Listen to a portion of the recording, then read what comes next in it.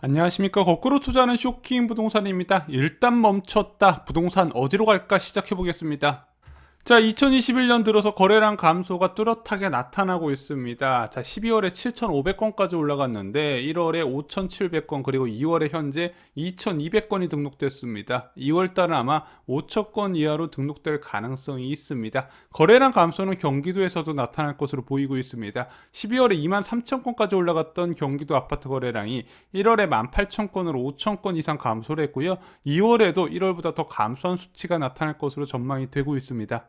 자, 신도시 공급과 유동성 축소 우려로 자산 시장이 크게 위축이 되고 있습니다. 일단 신도시를 공급하는 시기에는 대부분 이제 매수자가 좀 대기 수요로 전환되는 특징이 있어요. 그리고 매도자 입장에서 좀 더 불안한 게 사실입니다. 주택 수 자체가 크게 늘어나는 부분이기 때문에 아무래도 영향은 안 받을 수는 없다. 그래서 이 신도시가 지금 4월까지 지속적으로 발표될 계획이잖아요. 한동안 이 침체는 좀 이어질 수 있을 거다 보여지는 부분입니다. 그리고 지금 또 하나가 지금 10년물 국채 수익률이 큰 이슈잖아요.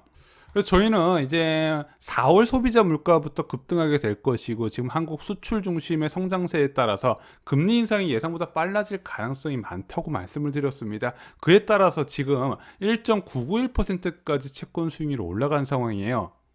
자, 국채금리 변화가 점점 많은 부분에 나타나고 있습니다. 일단 10년물이 올 초 대비 많이 올라간 건 여러분도 다 아실 거예요. 그럼에도 불구하고 2월까지 대출금리 변화는 거의 없었고, 어느 시점에서 오히려 떨어지는 시점도 있었거든요. 10년물이 그렇게 올라갔음에도 불구하고 5년물 이하가 안 올랐기 때문입니다. 근데 5년물 이하가 2월 말부터 상승 대열에 합류를 했고, 지금 지난주부터는 3년물도 올라가는 모양새가 나타나고 있어요. 그래서 10년물 같은 경우는 앞으로 금리 시장의 변화를 나타내는 지표라 메인 지표라고 보시면 되고요. 5년물 같은 경우는 이제 대출 금리와 연관된 부분, 3년물부터는 회사채 시장에도 많은 영향을 주게 됩니다. 그래서 계속해서 금융채 5년물이 지속적으로 올라가는 모양새가 나타나고 있어요. 자, 보면은 이제 주택담보대출은 5년물과 연동되는 경우가 많이 있고요. 이제 1년물 같은 단기물 같은 경우는 이제 전세자금 대출이나 또는 신용대출에 많이 연관이 되는 부분입니다. 어쨌든 전반적으로 지금 금융채 금리가 지속적으로 올라가는 추세이기 때문에 3월 15일 날 발표되는 코픽스는 예상보다 높게 올라갈 가능성이 있다, 이렇게 보고 있습니다. 자, 그럼 적어지는 거래량의 금융환경 변화 그리고 공급 이슈까지 상승세는 좀 멈췄을까 한번 살펴보겠습니다. 자, 먼저 한국 부동산원 통계를 보면요, 서울 경기 지역 상승세는 축소가 되고 있습니다. 일단 서울 지역 같은 경우는 0.1%까지 올라갔다가 계속해서 하락하는 모습, 0.07까지 상승폭이 둔화가 됐습니다. 그 급등했던 경기 지역 0.47에서 0.39까지 줄어드는 모양새가 나타나고 있습니다. 자, 이게 변창흠 국토부 장관의 2사 공급 대책 덕분인가, 좀 그렇게 보기보다는, 왜냐면 이게 장기적인 공급 계획이었거든요. 그 대책은 서울과 경기 지역의 전세 가격이 조금씩 빠지고 있으면서 매매 가격 상승률도 좀 둔화되는 모습이 나타나고 있습니다. 원래는 작년 10월부터의 매매 가격 급등은요, 전세 가격 급등에 따른 기존 대기 수요자의 수요 전환으로 이루어졌던 부분이거든요. 전세 가격 상승세가 좀 주춤해지면서 매매 가격 수요도 좀 같이 주춤해지지 않나, 개인적으로 이렇게 보고 있습니다. 자, 그것이 어디서 나타나면요, 경기 지역에서 나타나요. 경기 지역은 2월에 0.31에서 0.41로 올라갔는데, 결국에는 전세 가격이 급등세가 나타나니까 같이 매매 가격도 같이 올라가는 모양새가 나타난다. 지금 인천 지역만 홀로 상승하고 있다는 부분이죠.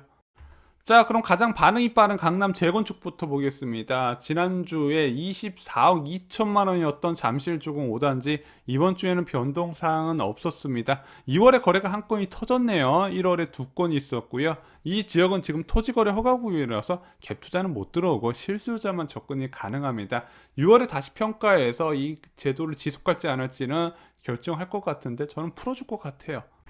자, 음마아파트 살펴보겠습니다. 지난주에 22억 하던 아파트 이번 주에도 22억으로 일단 호가 변동세는 없었습니다. 2월에 두 건, 1월에 두 건 거래가 됐네요. 자, 이분들 자금 마련하는 능력도 대단하고요.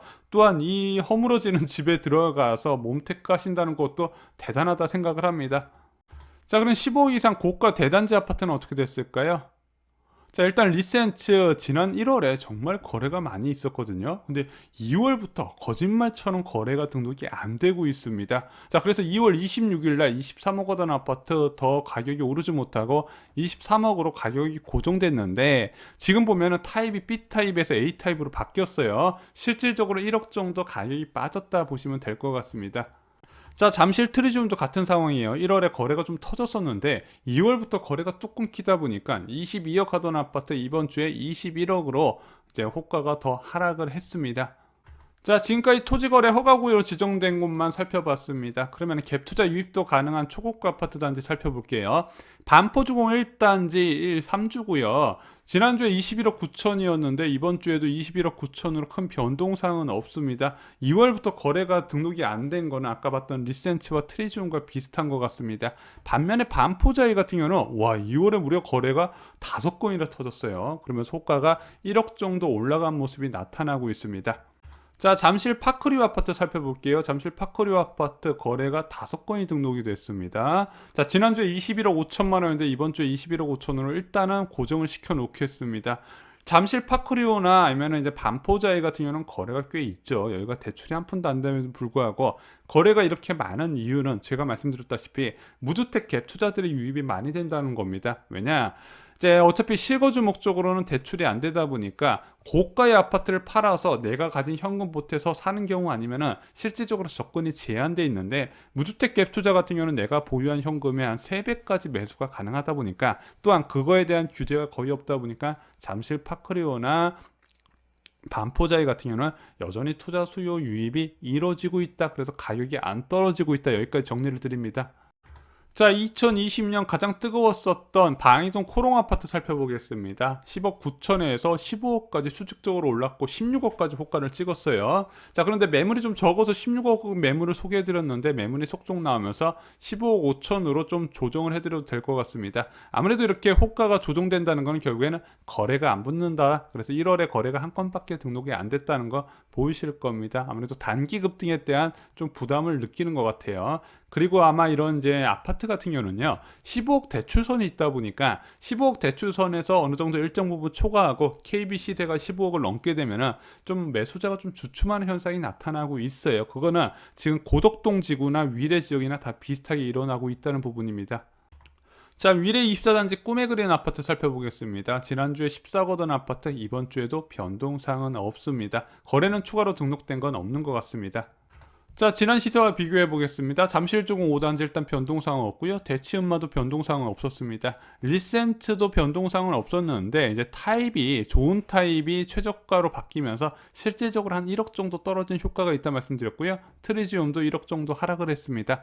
반포주공 1단지는 변동사항은 없었고 반포자이는 2월에 거래가 많이 터지면서 1억 정도 추가로 올라갔습니다. 파크리오 같은 경우는 변동사항은 없었는데 반포자이와 더불어서 투자 수요 유입 때문인지 일단 2월에 거래량이 많이 있기 때문에 이들 지역은 가격 하락을 기대하기는 좀 당분간은 어려울 것 같습니다. 방이동 코롱 아파트는 매물이 증가하면서 5천만 원 하락, 그리고 위례 24단지는 변동사항은 없었습니다.